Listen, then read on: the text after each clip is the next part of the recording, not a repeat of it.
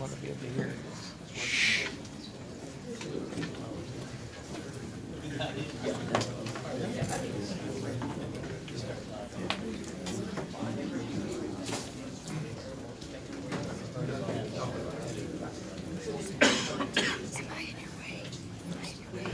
know you will be. All right, well, we're going to get back on with the program here. We've heard from state, we've heard from county, okay. And now we are going to hear from a leader in our educational network and broadband arena. And the importance of that is that there is so many of our residents in California use this network. I think our speaker told me somewhere around 20 million individuals, and the population of our state is not much larger than that, use this network regularly on a daily basis. And so I'm excited that we have Louis Fox here from CENIC. He is the president of CENIC and the president and CEO. If you're not familiar with CENIC, CENIC is the Corporation for Education Network Initiatives in California. They are the backbone of communications for virtually all of our educational facilities, museums, libraries throughout the state. And their impact and opportunity is expanding. They're bringing their strength of their communication environment to bear on other opportunities. And so I'm really thrilled that Louis is here to tell us about how the CENIC network is being leveraged in the future. You're going to see some really timely and relevant things from his presentation that impact us here in Ventura County. So why don't you join me in giving a warm welcome to Louis.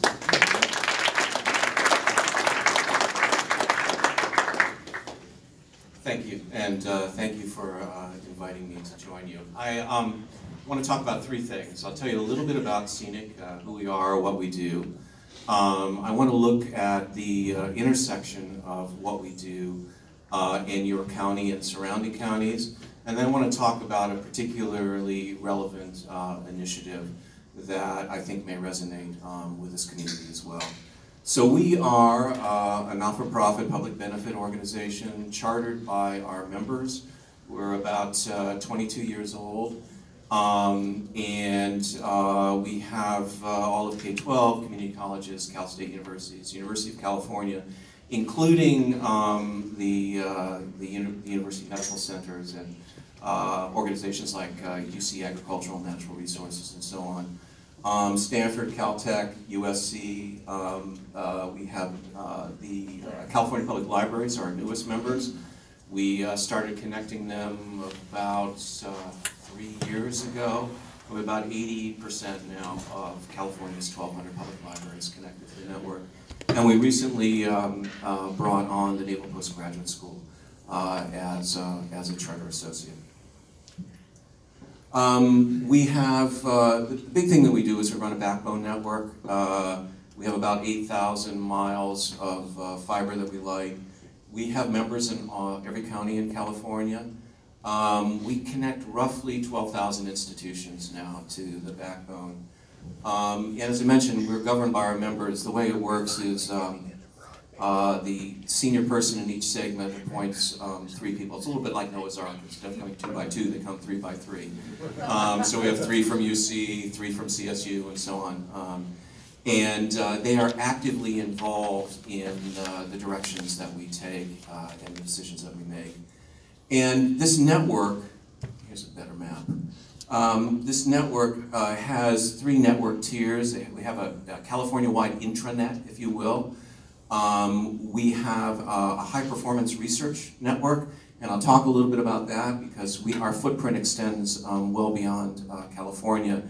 And we have a breakable network. We have researchers who need a network that they can mess with, and we don't want them breaking our production network, so we provide them their own special sandbox. One of the things that we do is we interconnect to many other networks. Our network, we're pushing about 80 petabytes of data a month. So what does that mean? If you look at all the written works of every culture in the world since the beginning of writing in those cultures, that's about 50 petabytes. So if you're thinking, you're scratching your head about this whole big data thing, it's here. We're looking in terms of amount of data. This year, we will exceed an exabyte of data, which is a phenomenal amount of data. And it's not just our research universities, it's everybody. It's community colleges, it's K-12, it's libraries.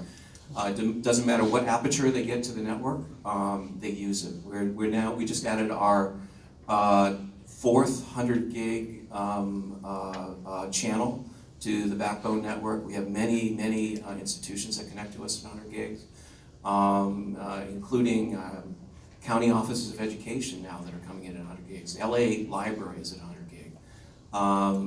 It's pretty phenomenal. I spent a lot of time talking about the California network elsewhere in the world. Because of our size and because of the richness of institutions that we have, we seem to experience the future long before a lot of other places. In addition to running the backbone network, we run what's called a peering fabric that stretches from Los Angeles to Seattle. So that means any of the submarine telecommunication cables that come across ashore on the Pacific coast, if they're carrying traffic from other education communities elsewhere in the globe, they interconnect to us. Our footprint extends now, we're all the way to Oklahoma City, to the National Weather Center, and a couple of points of presence in Texas. We go to Denver and over to Chicago. In Chicago, we pick up a lot of the European networks. Very important for our communities so that they can have access to things like the Large Hadron Collider at CERN and so on. But there are educational applications here, and as you know, a lot of the instruments, scientific instruments that are getting built now are global scale. There may only be one of them in the world. And so that means it's very important for our communities to have access to this. But even more interestingly, they're informal in parts of the science that are accessible to students in K-12 and community colleges. So it's not just folks like me, I'm a recovering professor, who need access to this. It's our entire community. What I tried to do is map where our infrastructure is here, and the PowerPoint will be accessible, and the organizers will talk about the materials that we'll have. But what this shows you is where our aggregation points are and where some of our amplifier sites are. And so if there are projects, in the amplifier sites we can often turn into ad drop if needed. And if there are opportunities for us to further engage your communities, these are the likely aggregation points for that. And again, I'll leave this map behind. I also am leaving a spreadsheet, and actually two spreadsheets. And they outline every institution that we connect in Ventura County, but also in the Broadband Consortium catchment area, how they're connected and who connects them, and in what stage of connection they are. And why this is important is particularly for evaluation. You'll see some institutions that we are in the process of trying to figure out how best to connect them. We will often take things out to bid. Because of the size of the network we get very excellent pricing from all the carriers that we work with. If you're aware of these, it can be helpful because there may be other institutions nearby. There may be opportunities to leverage, especially if there's special construction, and depending on how the special construction is funded. There may be opportunities to leverage what we're doing in a given area. And then sometimes we've had this, sadly, a library, for instance, might find out that the circuit that, they're going from a megabit connection to a gigabit connection. And with all the subsidies, with federal E-rate and California Teleconnect Fund, it's going to cost them $100 more a month. They'll say no, because they don't have that $100. And because they won't take the next step and go to the city council or the county or whatever, it's helpful for you to know that. Because it's tremendously disappointing when these things don't come to fruition. And it really is, in the grand scheme of things, a trivial sum. Not to them necessarily, but to many of your organizations, to put them over the edge. And libraries are a point of access for many Californians who don't have access to home. I mean, they're critically important. We took them from, many libraries had worse connectivity than you have in your home. and they're serving thousands of patrons, sometimes a day. And they've gone now to the point where they went from megabit connections to gigabit connections to even 10 gigabit connections. So anyway, that'll give you the outline. That'll be in a broadband packet that I think Mike and colleagues are putting together for you. There are two spreadsheets, one that we put together at Scenic, projects that we've worked on. Another one is from the K-12 folks, K-12 High-Speed Network. It's a project that connects K-12 institutions to us. Our historical demarcation point has been County Office of Education. And it's data that's self-recorded. They try and validate it, but you'll note that there's some gaps or anomalies in the data. I'm pretty certain about our data being sound. The last thing I want to talk about is another aspect of broadband access and public benefit that I feel pretty strongly about. We have had, we're all aware of the catastrophic fires that we've had. And there are a number of innovations in both identifying fires, tracking fires, understanding how they're going to spread and what their impacts are. And there are a couple of projects in particular out of the UC San Diego, Alert Wildfire, the project called HP-REN, and another one called Wildfire. And what they do is they use a wireless network of a variety of telemetry, including cameras, high-definition pan-tilt cameras that spot fires that have artificial intelligence built into them, so somebody doesn't have to be watching the movie all the time. They get alerted. They have sensors that will collect wind data, humidity, fuel moisture, and so on. And we have been working in partnership with a local company here, a wonderful local company, GeoLinks, to extend this capacity. Initially it was all of San Diego County. Now it has extended beyond into other places in Southern California. But we have an aspiration of doing this across California and providing a wireless mesh with all of this kind of telemetry that can initially identify fires. It has communications capacity so that if cell goes out or if first responders can't get to their radios, they can get to this data and they can use the communications capacity. We try and build an incredible amount of redundancy in the towers so that if one happens to burn, others still can have an eye on what's going on. And then it feeds this data, so the wireless network connects back to our backbone network, and we take the data that's coming from this telemetry, we take satellite data, we take weather data, vegetation density data, and so on. And the San Diego Supercomputing Center has an investigator, Ilkay Altintesh, who's the head of data sciences there, who's developed an algorithm and mapping program that allows you to see within moments of the outbreak of a fire how it'll spread. And it has been stunningly accurate and has been used both by first responders, but there's a public-facing website.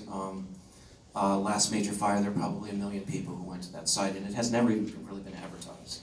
But it brings a new capacity to decision makers about where to evacuate folks, to firefighters on what kind of strategy to use to fight that fire.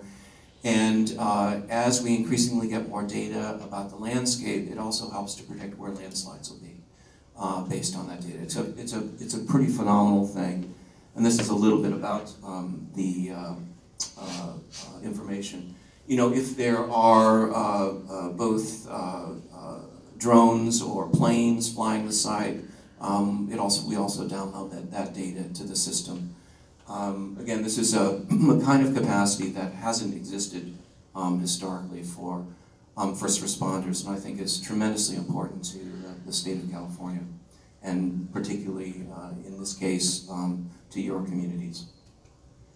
We have plans to extend the infrastructure throughout Southern California.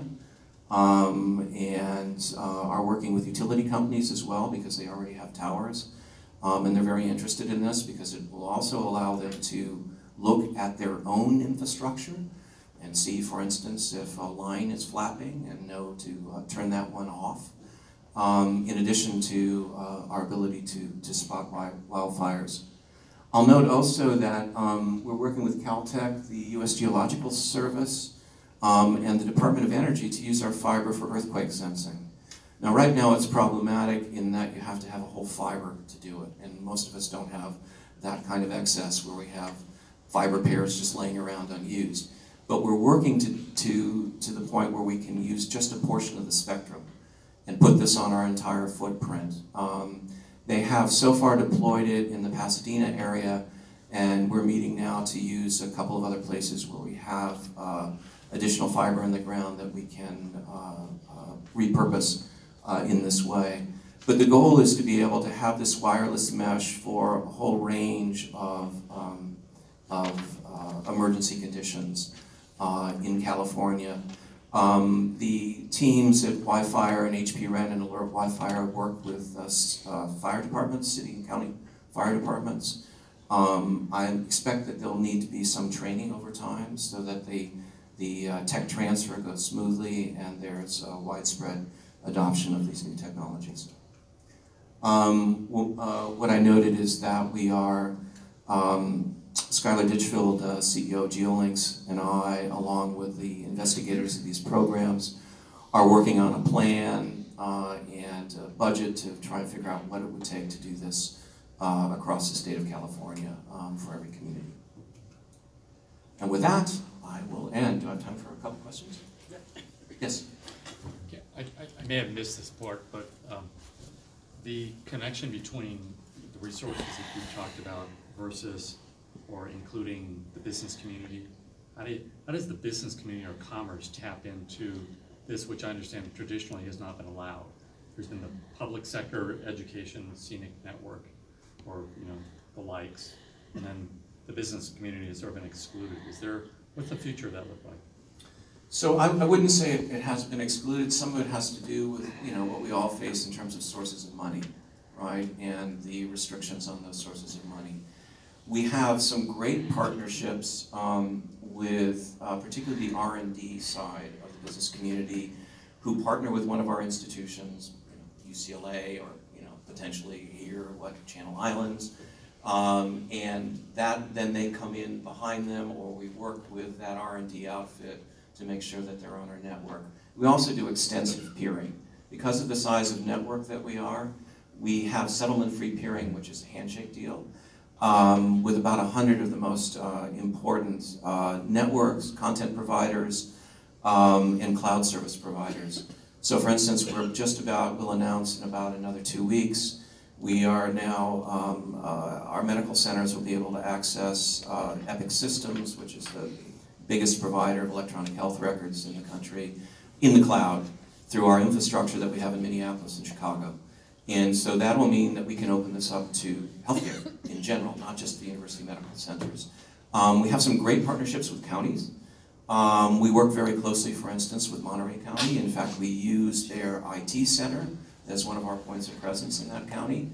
And because of that, we've been able to connect working with the county, to connect a lot of entities behind them. So we're open to creative solutions. We're constrained sometimes, not by imagination, but just by the source of funding.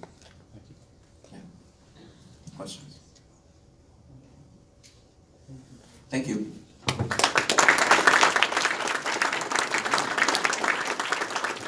Thank you very much, Louis. And one of the strengths, too, that we recognize with the Scenic Network, if you think about schools, they're in every area of our community.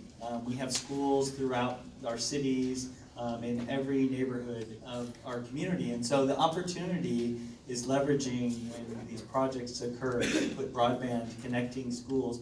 There's potential opportunity there for regional collaboration in connecting up anchor institutions, in connecting up municipal institutions and things like that, fire stations, police stations, city service locations. And so those are the things that we're mindful of and we've been working on with the Broadband Consortium. So to connect the dot there, there's tremendous opportunity. And also, as Louis talked about, there will be some benefits to potentially some legislative changes to be able to pool some of the investment in infrastructure at a state level. Currently, our state allocates monies towards public safety for broadband infrastructure, towards education for broadband infrastructure, towards transportation for broadband infrastructure.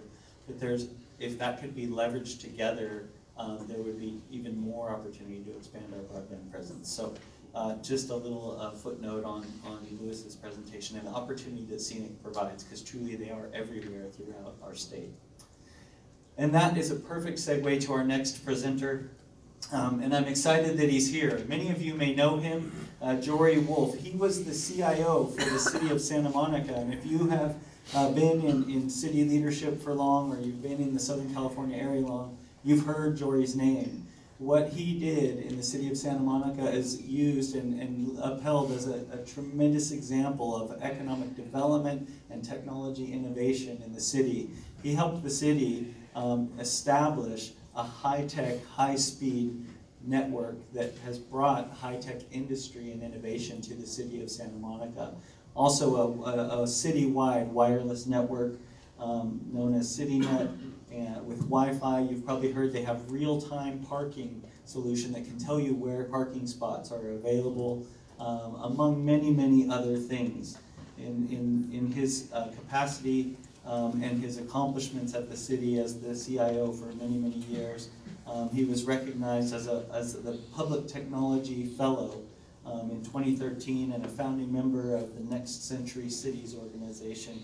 He's received over 60 awards of innovation in technology, and he was given the 2012 CIO Lifetime Achievement Award from the LA Business Journal and for his tremendous and outstanding work. Today, Jory works with the Magellan Advisors Group, and he's working with some of the cities here in this room today to help you strategize around broadband development in your city, how to look at the assets that you have, how to regionalize those, potentially to monetize them.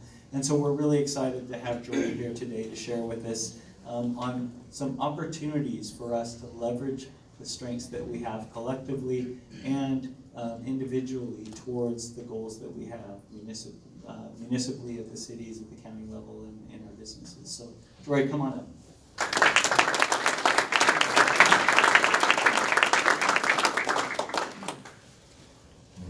Thank you, Mike, and good afternoon, everyone, and thank you for including me in your program.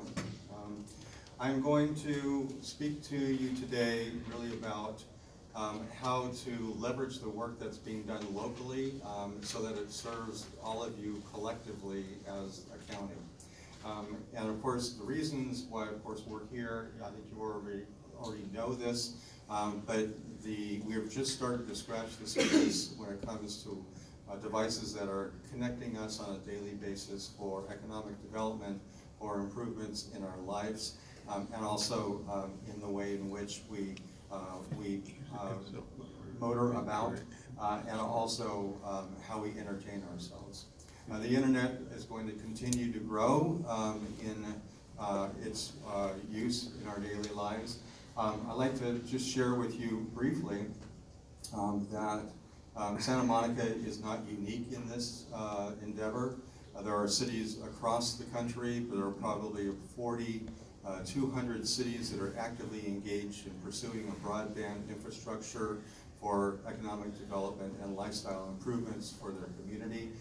This is a list of just those in the state of California that I've been able to touch and assist over the last 2 years. So this is an example of what is being attempted now at the cities of Oxnard and the city of Ventura, and what the Broadband Consortium Group is doing with other cities within the county, and what the county is looking forward to itself for a broadband future. Of course, government doesn't have silos, right? We all have to live with that, and if we could get everyone in the room at the same time, and when I say everyone, I mean the CIOs, the IT people, the public works people, the community development people, the public safety people, and probably a city manager or two or an assistant city manager. And if they were to meet on a regular basis and commit to being a task force with a goal and objective of implementing broadband in 3 years, it can get done. So it starts with the human equation first. And that's what really we do most of our time when we start off on a project, is try to understand how to organize ourselves and how to collaborate on a goal, a common goal and an objective. Broadband is just another utility like gas, water, and power. And we need to treat it that way. And we need to embed it into the daily lives and the work that everyone does in every department in the city. And that is really the challenge that we're facing. It's not the technology. The technology has been around for a long time. And cities and counties and businesses, for that matter, are using an abundance of bandwidth throughout the day. It's really the challenge is how do we organize ourselves so that we can creatively and effectively build this new utility when it wasn't built at the time that we built our communities. That's the challenge. So the challenge is to find assets, starting with what kinds of assets do we have in the public right-of-way. So we have freeways, we have roads, we have sidewalks, we have to implement a conduit infrastructure, and we need to implement some policies that enable us to do that creatively and cost-effectively. How many of you here have heard of a term called joint trench? How many of you practice it on a regular basis in your communities? Okay.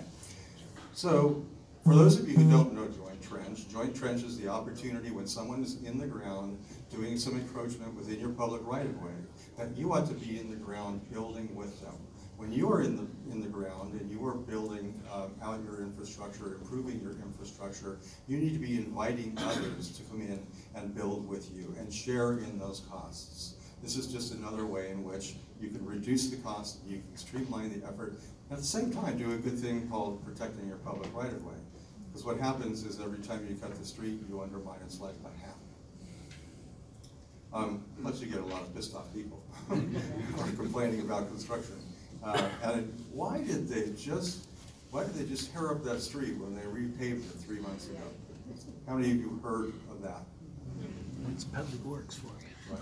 Well, okay, tear down the silos. It's planning, obviously, and it's forward thinking, but it's also being organized and working together. Of course, we need to look at towers, antennas, things on hilltops, things on rooftops, and opportunities for using wireless technologies in addition to wired technologies, because wireless has a role to play, as you will see in the other slides within this deck.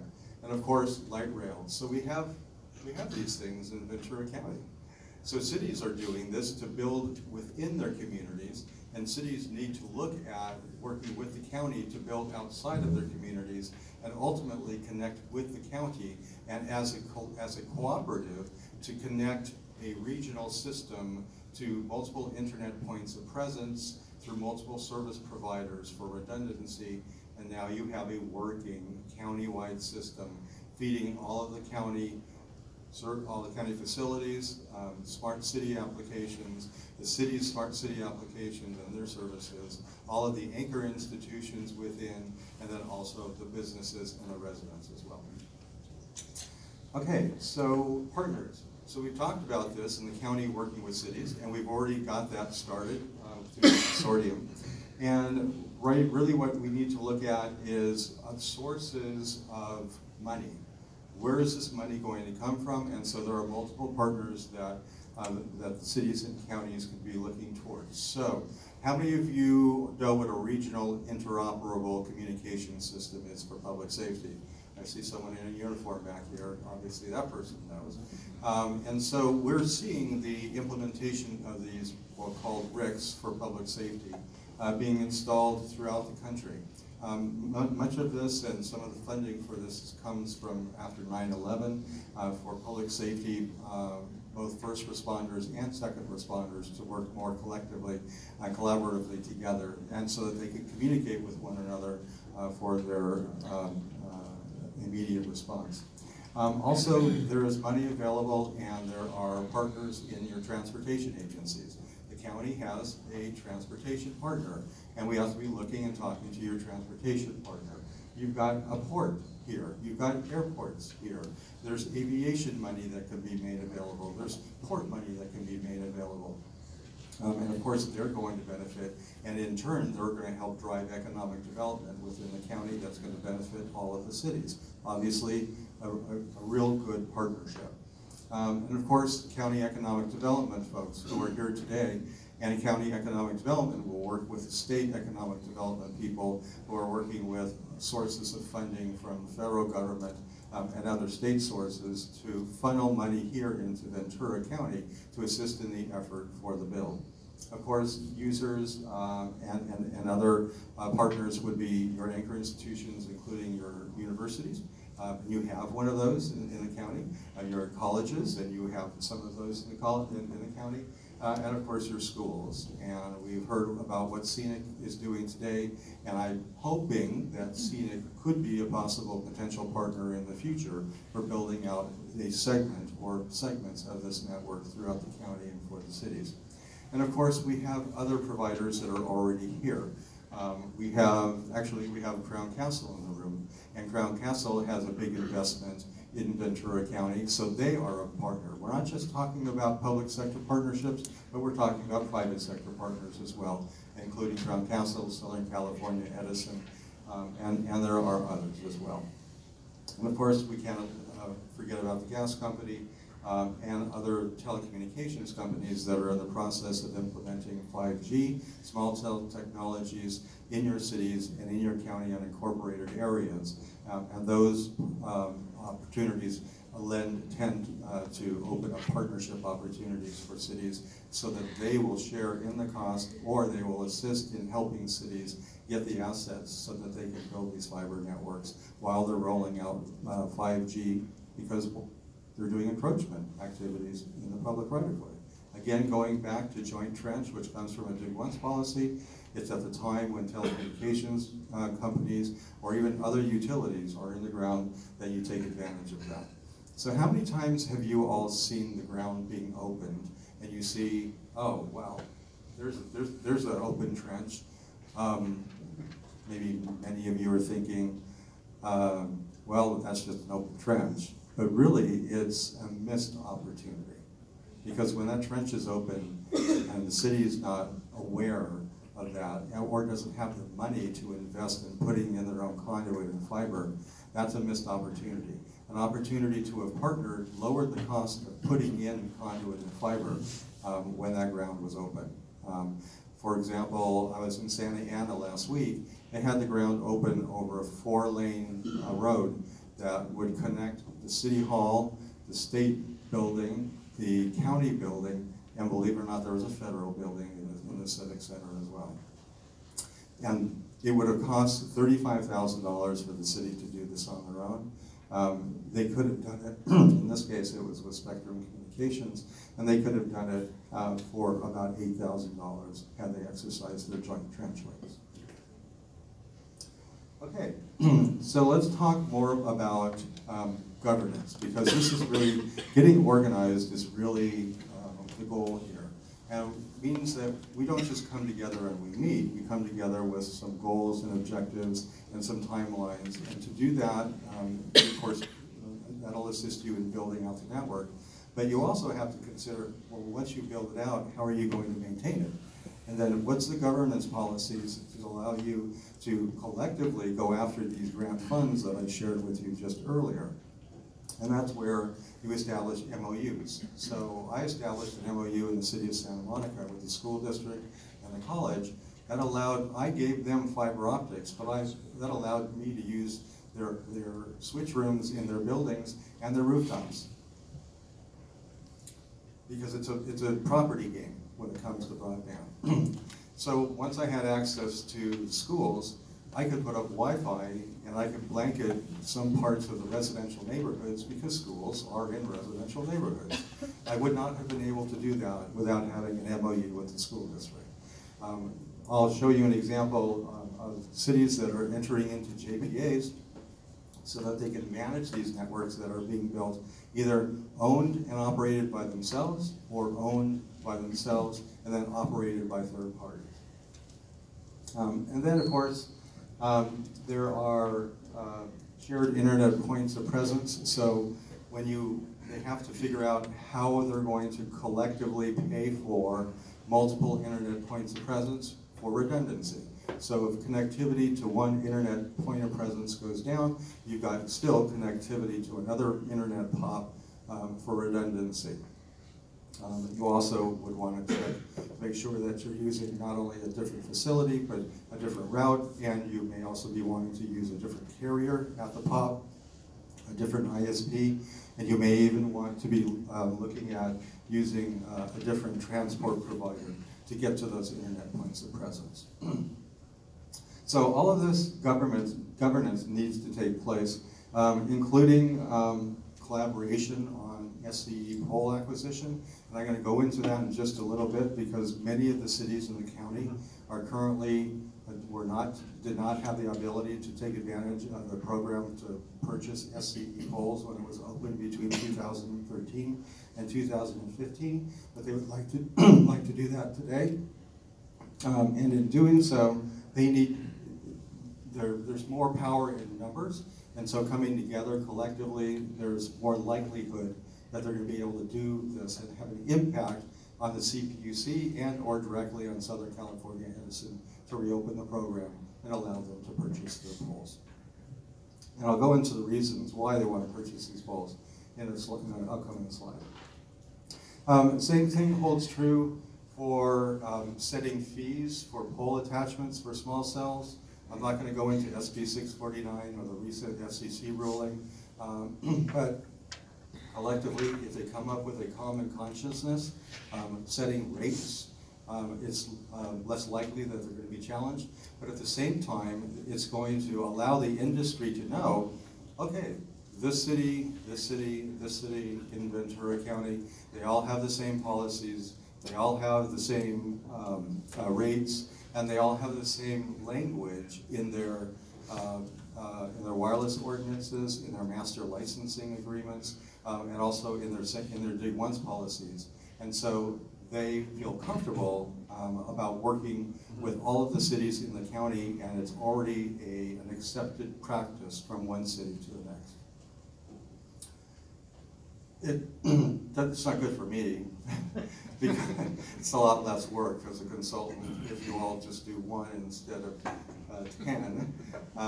But it's certainly good for the city. Cooperative procurement in broadband implementations is obviously going to save everyone a lot of money and a lot of time.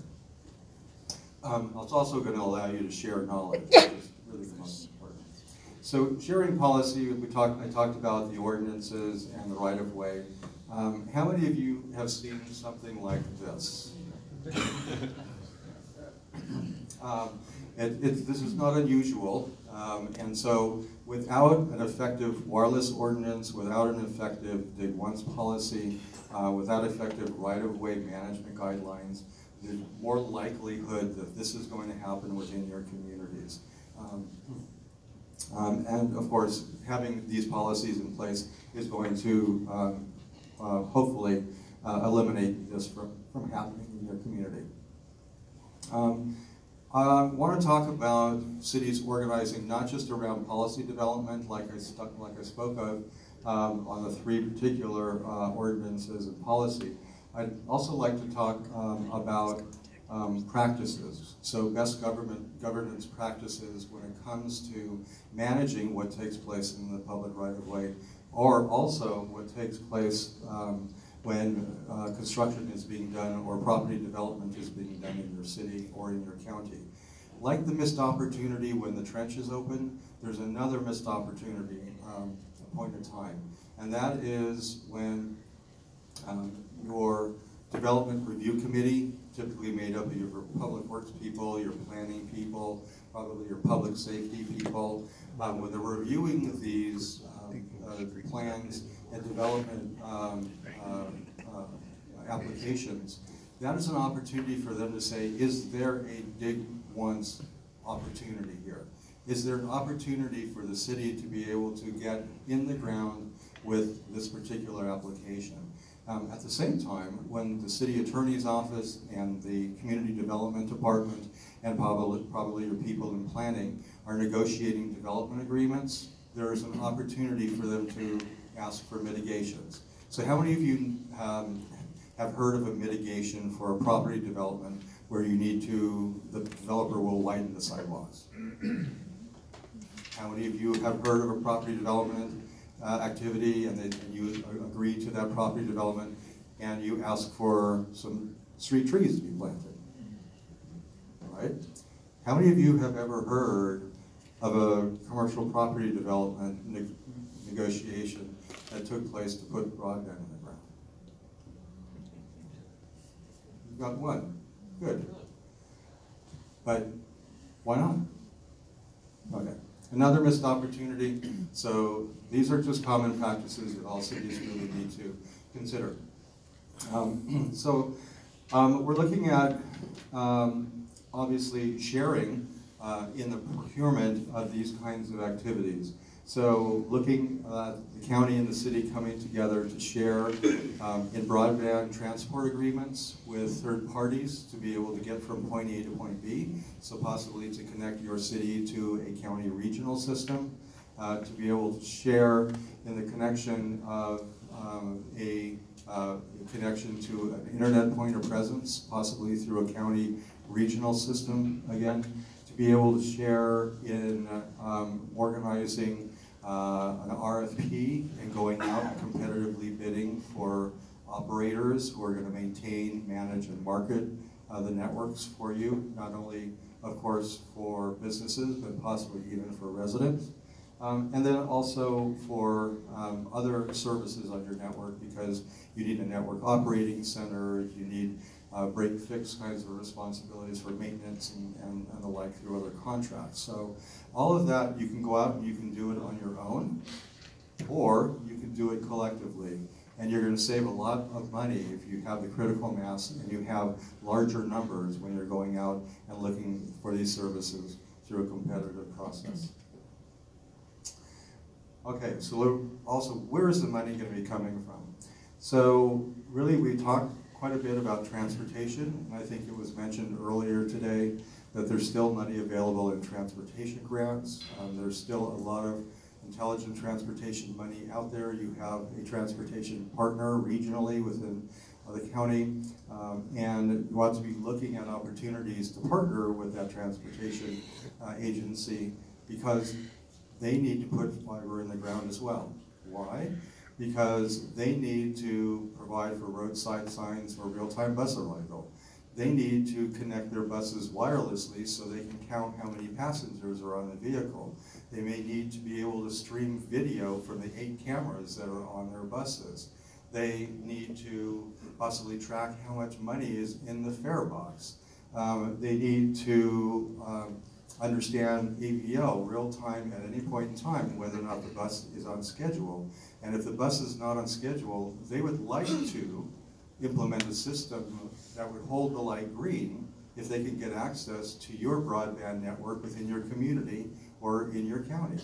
And we see this all the time. So sharing of these assets, commingling fiber, commingling wireless, will drive the investment opportunities for partnerships with your transportation agency. Show of hands, has anyone partnered with Ventura County Transit yet on any programs like that for broadband?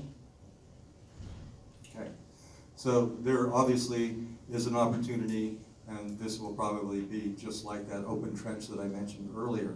We don't want to miss this opportunity. Again, there's money available. There's money available in public safety grants to connect public safety agencies. There's Homeland Security money. It's drying up a little bit, but there's still UASI and some SHISCAP money, which is available. And I really strongly recommend that you talk to your public safety people, include them in the room when you're talking with your finance directors about where this money and where this funding can come from. Also, there's economic development grants. Some cities have CDBG money that they could throw at this as well. And of course, the common best practice is when you're already funding your capital improvement projects for doing work in the ground, or doing work in the public right-of-way, or your sidewalks as well, that's the time when you try to shift some of those monies or commingle some of those monies so that you can use those funds to put conduit in the ground, of course, strategically. We want to just put it anywhere and hope you'll be able to use it one day, but understanding that you know that you're going to end up needing it there, and that's the time when you're doing your public works budgeting to actually consider, is this an opportunity, just like in your development agreements, to plan for putting fiber, or at least conduit in the ground, and fiber later when you need it. Case sample I wanted to share with you today is what's taking place with the streetlights here in many of the cities in Ventura County. So cities across the country have been actually implementing wireless ordinances and have been implementing master license agreements for the deployments of 5G through small cell. And this is an opportunity for them to gain revenue. This is an opportunity to exercise their Dig Once policies, because whenever AT&T, Verizon, Sprint, or T-Mobile, whenever they put a wireless cell device, a small cell device on a pole, they're going to need to backhaul that wireless device with what? Fiber. So they're going to be in the ground, and you want to be in the ground with them. Many cities are actually organizing themselves, and they're saying, we'll work with you and we'll help facilitate your schedules. We have moratoriums in our, whenever we resurface the streets or rebuild the streets for 5 or 6 years. But let's plan those activities with you, and we'll help facilitate you getting in the ground before we rehabilitate those streets or reconstruct those streets, so that you're not impacted by these moratoriums. So this kind of working together is what obviously is another strategic partnership opportunity that you don't want to lose. But you need to own the poles first before that happens. And again, so we are looking at attempting to petition Southern California Edison to allow these cities in Ventura County and other cities that did not buy their poles in the 2013-15 program to do just that. Other opportunities, obviously, for this is the energy savings, which comes from implementing LED lighting. So let me give you an example. The city of Huntington Beach bought 16,000 SCE poles.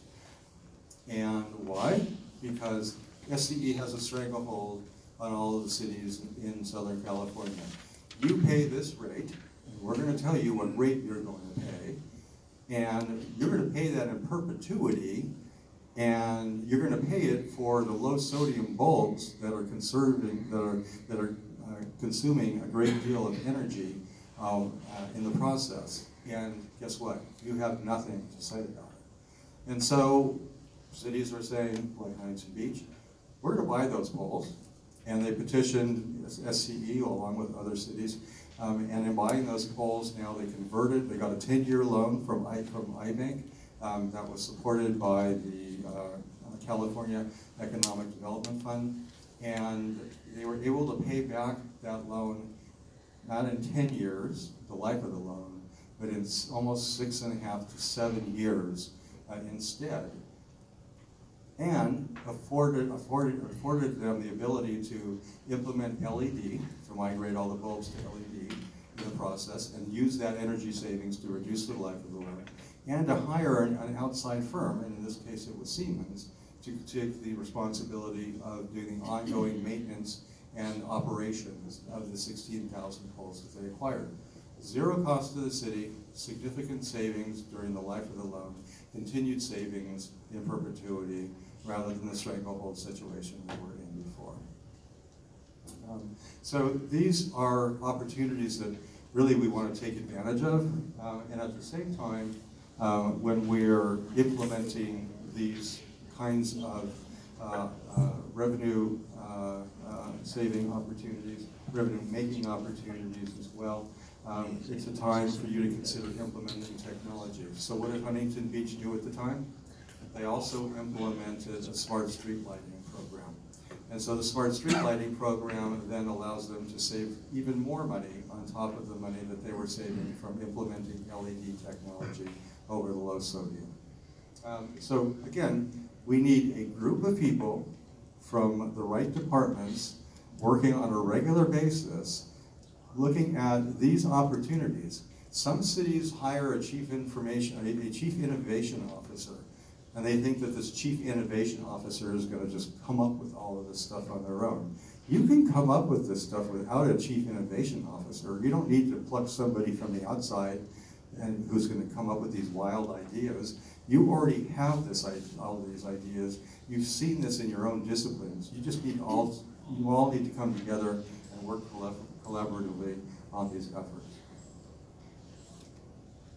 Of course, we talked a lot about transportation, and I don't want to be leaving the transportation discussion out. It is important that we look at using our cooperative efforts in putting broadband in the ground for intelligent transportation systems. Of course, we have opportunities here for smart corridor, for traffic signal synchronization, for mass transit vehicle priority that I spoke of earlier, to implement transportation management centers. How many cities currently have a transportation management center? One? Okay. It's going to be interesting to see what happens with autonomous vehicles, and whether or not, obviously, with the transportation management center that we know of today is going to change significantly over time. But we're still going to need cameras, and we're still going to need signal timing technology, software, and others to control all of the movement of vehicles within the public right-of-way. Also involved in Smart City, related to transportation, is the implementation of traffic cameras, of course, the implementation of public safety cameras, the implementation of real-time parking systems using sensors in the ground for all your parking structures and your parking lots, sensors in the ground and motion detection cameras for bicycle lanes and for bike sharrows, for queuing of vehicles at intersections, and you can count the number of vehicles that are queued and change the timing of the signals on a real-time basis. And of course, directional signs within the public right-of-way that are attached to your real-time parking systems, where you can direct traffic to move, to turn left for 150 spaces, go straight for 50 spaces, or turn right for 80 spaces that are currently available on a real-time basis. This can be pushed out through technology on the smartphone, and this is also now being embedded into technologies, navigation technologies in vehicles. And of course, there's the people counting value that comes from intelligent transportation. So you know how many people are walking, how many people are biking, and how many people are in vehicles, and you can adjust the timing sheets in your traffic signals accordingly, and it will also assist in developing future plans for traffic signal modernization, traffic congestion management. In Santa Monica, it used to take 20 minutes to find a parking space in downtown, and so why did we implement a real-time parking system? When we did finish implementing real-time parking for the structures and lots in the downtown, we reduced that to 3.5 minutes. And we didn't have any angry people going all the way up to the top of the 9th floor of one of the structures on 4th Street and then find that there's no spaces and have to come all the way back down again because we had tectonic signs that showed real space availability before you entered into the structure. But of course, we had the push technology so that you know how many spaces were available in each of the structures, and it would actually direct you not only to a parking structure or a parking lot, it would also show through sensors that were in the ground in the public right-of-way for on-street meters, what on-street meter spaces were currently available and guide you to those locations. So I'm going to be wrapping up here, but I wanted to talk about how to reduce risk in this. this, because everyone says, okay, I need money, but then also if we're going to be spending a lot of money on this, what's the risk? I want to minimize my risk as much as possible. So cities need to look at either owning or operating these systems themselves. I don't recommend any longer that you operate the system like we do in Santa Monica. I hired 4 people to do that. I recommend that you bring someone else in and that you let them operate that for you. I also recommend that you look for a public-private partnership, and through the public-private partnership, you may not even have to spend money, the CapEx, to build these expensive broadband networks, especially if you don't already own a fiber optic network in your traffic signal system or any other conduit that's currently in the ground within your cities or within the county. Look to others to do this for you. There's money for them to make in the process. Well, we're working with the city of La Mesa. La Mesa is putting in 72 count fiber throughout their conduit system in the entire city. We said, drop in another 144 count fiber. The cost is in the fiber pull, it's not in the cost of the fiber. So they're pulling 144 count along with the 72 count. And what are they doing? We just put out an RFP. We have 75 interested parties that want to use the 144 count for smart city applications and for economic development by leasing the fiber to businesses and anchor institutions in La Mesa. The only thing La Mesa has to pay for is $300,000 for the extra 144 count throughout the city. And now they're going to get revenue share, and we project that their revenue share, they're going to pay back the $300,000 for that 144 count within a year and a half, and everything after that is going to be 50% revenue share with one or many of the P3 partners that they're going to select. And I'll tell you about another model in just a moment. But again, this shows you that you can take the least risk possible, which is just having a public policy, and which is basically not doing a whole lot and implementing a whole lot, to becoming a retail provider and owner of the network. And I strongly recommend that you, if you already own the network, that you continue to own the network, but let someone else operate it for you. If you don't own a fiber network, then you can entice those, others to come in and use your public right-of-way to do that for you, and I'm going to show you an example of that in just a moment.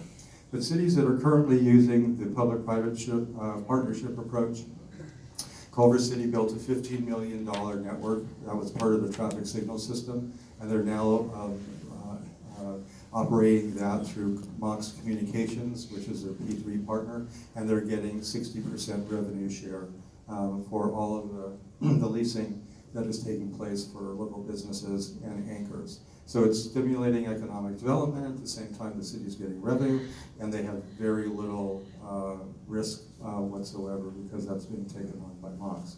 The city of La Mesa, I just referred to them.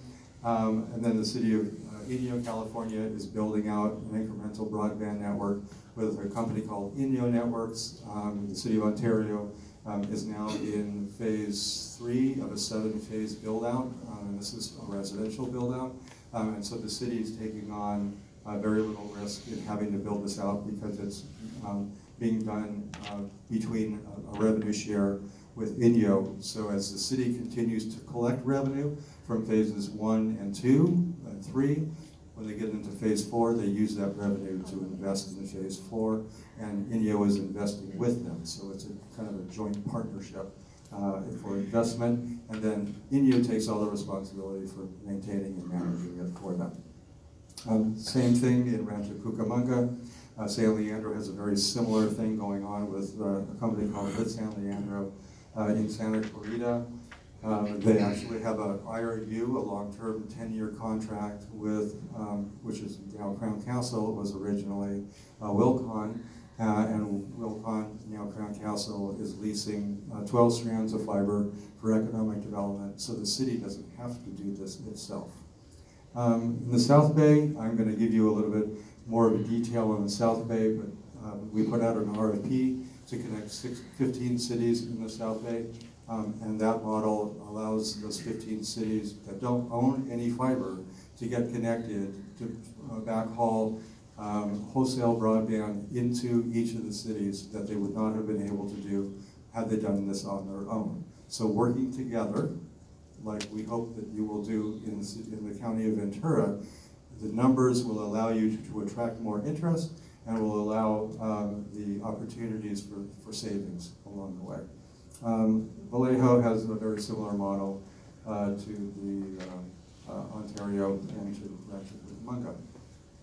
So here are the 15 cities in the South Bay, and we had 17 companies come to the bidders conference, and we currently have 4 respondents, 4 good responses from the 17 interested parties that the cities now are collectively considering through the South Bay COD. The money that came to fund this came from the Workforce Investment Board and from Mark Ridley Thomas's District 3 from the County Board of Supervisors. So this is all being funded from the county in this case, and the cities will now have an opportunity to, it looks like they're going to be able to save about 67% in cost of what they're currently paying today for broadband services. So here's an example of cities that don't own an asset. So they had nothing to start with. They came together, they gained interest because there were enough of them, and we had bidders that are now competitively bidding to build a network for them and to maintain and manage that network for them, and now they're going to reap the profits of being able to get low-cost broadband. With those savings, we're hoping that the cities are going to put those savings into an enterprise fund and start to build within their communities using the same model that they did regionally.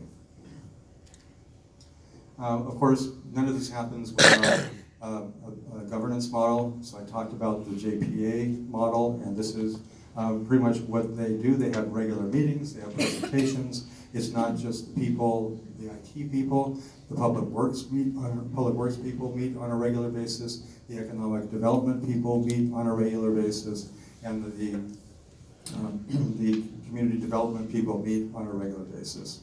And then they all come together, and all of them meet once a quarter collectively amongst all the cities and all of those different departments to strategize and to manage their activities going forward. Of course, they passed resolutions in support of this from City Council. They're forming a JPA, and they've gone out and now they're working with a regional partner to assist them in that effort. So, the question is, what about the county of Ventura? So the county of Ventura can look at a very similar model or one of the other models that I presented to you earlier. So just like the South Bay, the county has these the same opportunities. They've already come together with the consortium and they're working collaboratively, but there's more collaboration that can take place. We need to bring in more partners from the various cities, from different departments, and we need to start thinking creatively about how we're going to approach building this most cost effectively, and how we're going to govern it as well. I want to thank you.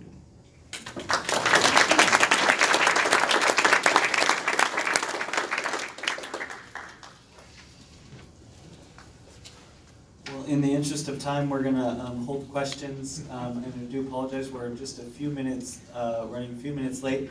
But here to wrap it up with some thoughts, we're going to have John Proctor come up. He's our councilman from Santa Paula, from the city of Santa Paula, and he's here to give us hope. He was here last year at the summit, and Santa Paula's been able to accomplish quite a bit in just 12 months' time. So we're excited to hear from him what's been happening as you put some of the things learned at the summit together. So come on.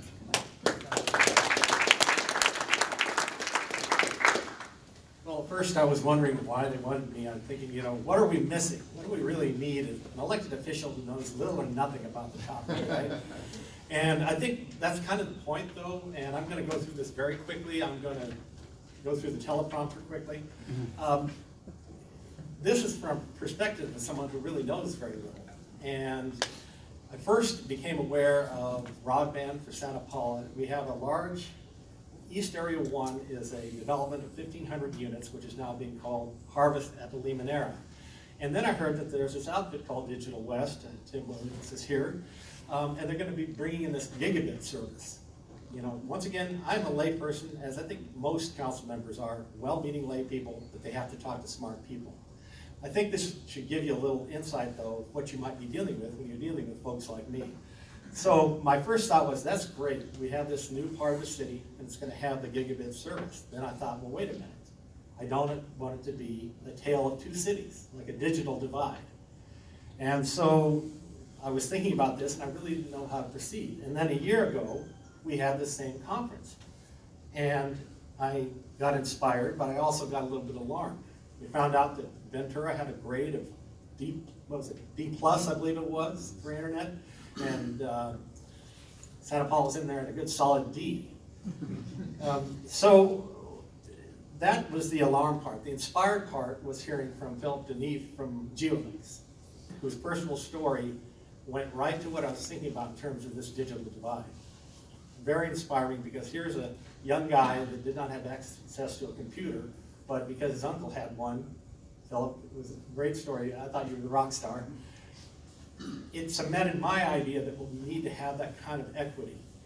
And so I contacted Bill Simmons, who is leading this effort, and I said, I've got to come up with a plan. You know, what do we do?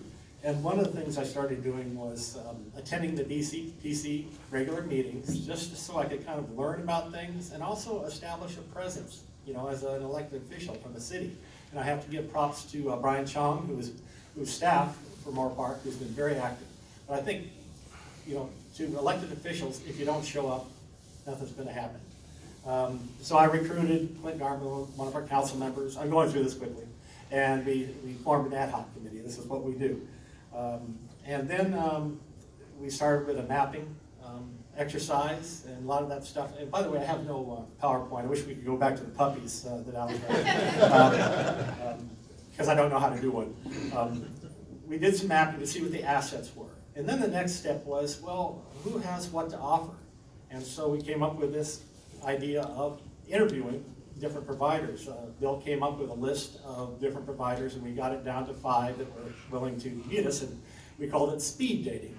We met with all of them for about a half hour apiece, and they were Charter Spectrum, Crown Castle, Digital West, Frontier, and GeoLinks. And the only thing I'll bring up from a standpoint of someone who's trying to investigate this was the variety in responses, and I'm going to try to be kind. It ranged from we only do cable to, and I'll say Digital West came in, and not only did they have a plan to kind of light up Santa Paula, but Tim was pointing to slides that you could not see streets, but he knew them in detail exactly how this thing should be routed. The homework there and the willingness and the nimbleness was kind of baffling to me. The big difference. The Crown Castle was the one that presented the idea of wanting to play in the sandbox with everyone. Yeah, and then finally I was going to say that it's kind of an outlier was GeoLinks, because they do what they call the last mile type thing, and that's like a point of sight or line of sight. And in talking to Bill, they are also kind of like a disruptor, and I mean that in a good way. Someone who brings in a different type of technology, and who knows, with all this fiber going on, what's going to happen with, say, 5G? It's just going to be old news pretty soon. So I'm going to skip right ahead to, we're looking at different things we wanted to get out of this, and I'm just going to use one example, and that is the smart business part, because along with this harvest at Limonera, we also have a commercial area come in. And so at the business outlet conference last week, a fellow named Eric Wendt from Matter Labs was saying something. He was telling people how people were driving down to Santa Monica to get access to high-speed fiber. And I thought, is the irony lost on anyone else that they were actually commuting by car so they could telecommute? I mean, it seems ridiculous. And so I see this as a great great opportunity for Santa Paula. And I think overall, my overall impression is that when we're looking at these things, there's no one size fits all. It's very confusing, as you can probably tell from my presentation. But the other thing too is that I think for elected officials that are here, sometimes you have to take on things that aren't quite as sexy. You know, you can talk about broadband and that access, and you know, well, how's that going to fill my pothole? This is the realm that we work in. And the other thing that I found was basically there's lots of possibilities. One of the misconceptions maybe is you think, you know, this whole technology thing is just so well organized, and what we found was it's bits and pieces that need to be connected. We have to put those pieces of the puzzle together, and in a sense, it's not something well organized. In fact, it's almost kind of like the Wild West, and you know, we have to come up with our own solutions. And I guess with that, carrying that analogy forward, you know, there's with Santa Paula, hopefully there's a new sheriff in town. Thank you.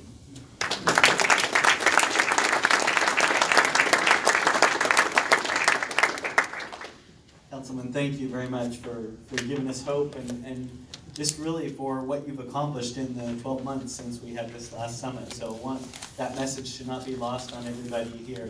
There is hope. And if you do have to run out, we're just going to wrap up very quickly with just a few thoughts. But we do have a sign-up sheet in the back. There are actually 2 sign-up sheets. One is just to indicate that you were here, if you want to be notified of these types of things going forward. But the second one is for a resource package. We have some resources that we want to provide to you. That'll include, we have a toolkit of resources to help municipalities strategize around broadband development, et cetera. We want to make that available, and additional resources in there as well. Some assessments of the area, some of the latest information that we've learned in the last 12 months since we met. So we want to make sure that is available. There are thumb drives with this information on it as well in the back.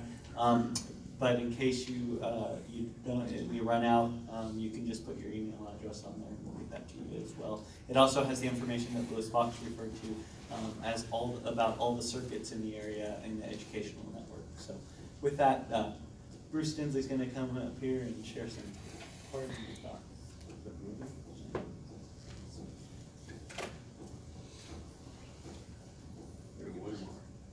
There we go.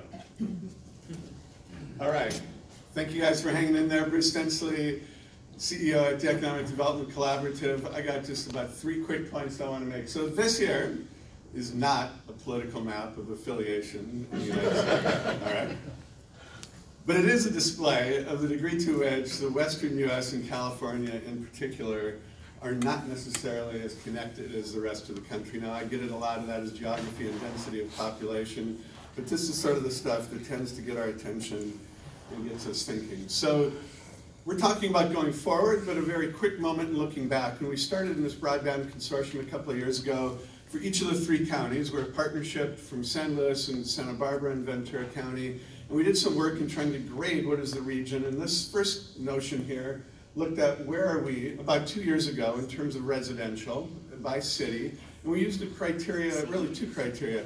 Did you have speeds that were just even remotely significant enough to connect you to maybe do a little more than email? And did you have some competition? Did you have the ability to choose between players or providers? And we discovered, as noted on the bottom, the county is about a C, and you've got some areas a little higher and lower, but 3 quick takeaways from this. While this data is a little old and it's improved a little bit, the numbers are not encouraging, right? The grades on a comparative basis across the state of California are not high end, so we got some work to do. That is profoundly, secondly, a competitive issue. We want to make sure that Ventura County and our Central Coast area is the kind of place that can compete for retaining and attracting residents and businesses. And third, it's a lack of uniformity, right? So we've got A's, or we've got B pluses actually. So if you happen to be in an area that was heavily addressed by Verizon, more recently than Frontier as a FiOS area, you had some speed. If you're in Ventura and you were at AT&T, not so much. The point isn't so much to talk about those different providers, but we want to think of ourselves as a region, and are we bringing it all up together, and we got work to do. We also looked at it as a matter of access to internet speeds that were meaningful for commercial, industrial, business applications, and discovered, in fact, it was the same mirror image and not the kinds of infrastructure that were going to allow us to drive business and opportunity, and so this got our attention. So as a consortium, I mentioned, we are a 3-county area. Very quickly, this is where we sort of started. This is why you are here. This is what we want you to be, our shared proselytizers in getting the word out. The urgency, help communicate the need, what we're trying to do to engage people in action. What we've been doing, of course, is getting this asset inventory, doing more to promulgate ideas and best practices on policies, strategic actions. There's a ton going on in general plans. But where we're going finally, before I give it back to Mike to close this up, is we are now moving happily into a stage of more engaged project-specific activity. You heard John talk about what's going on in Santa Paula. The city of Oxnard has very specific actions going on. The city of Ventura is in the middle of a strategic plan that looks promising for implementation. There are private sector players moving into the region looking for opportunity. And so we're looking now not to be talking about planning and strategy only, but what we can do to actually connect projects to improve the infrastructure, to improve the quality of life, and the opportunity to do business. Thanks for being here. Mike, it's to you.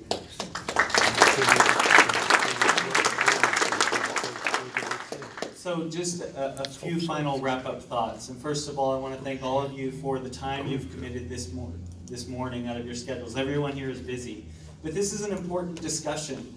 As you've seen, in the transportation area alone, the barometer is reading that there's change upon us.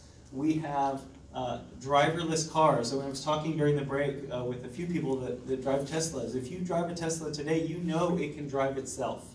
My wife's own car, it's not new by any standards, it's 2015, but it has the technology that is driverless. It indicates when a car is on either side of you, it alerts you when you're departing from a lane, it alerts you if you're coming up on another car too quickly or you're at an unsafe following distance. All of that technology exists today. So the decisions we make in our land use planning, in the parking designations that we make, the use of that capacity of vehicles are going to change faster than we realize. And so the only way to make sure that we're not like that town on Route 66 that got bypassed by the change of the new interstate is to be out in front of it and be actively participating in it. So we encourage you to get plugged into the Broadband Consortium. As was said, we have a lot of great participants, but it takes more. We need more from the other areas of our municipalities and county, our planning folks, our public works folks, so that we can coordinate these types of policies together and these long-range guidances that our cities and our county has, and our general plan updates. We're doing a general plan update at the county right now, and so the types of thinking that we inject into that, these types of forums, gathering that knowledge so we can set policies in place that are going to put us in front of this coming change, and so that we can leverage it to the best benefit. What's at stake is the vibrancy of our communities, the health and welfare of our people, the economic vitality of our people as well. So get plugged in to the Broadband Consortium, pick up the toolkit and at the back of the room, or sign up for it. We'll get the information to you. There's information in there in terms of best practice guidelines. We also are getting ready to launch a new map that identifies by census tract those areas of our county that are eligible for CPUC funding. So there's some really great resources. That's something we've completed with the Broadband Consortium here in the last several months. So a lot of excellent opportunity, and you need to get plugged in today on that. So with that, I would leave you with keep calm, help is on the way, and as we've got a great example from the new sheriff in town in Santa Paula, hope is there, and it just takes some action and dedication. So thank you very much for being here. We have some of our speakers up here to answer additional questions if you have any that you wanted to ask. For those who aren't here, it'll also be available on the internet, the entire program today. Yeah, so thank you to KDTV. We've streamed the whole thing live, and it is recorded in the annals of history, so you can go back and pick up additional information. Even last year's. And I'll leave you with this final quote. we should all be concerned about the future because we'll spend the rest of our lives there. And so, it's very truthful words from Charles. How true, how true. So thank you very much.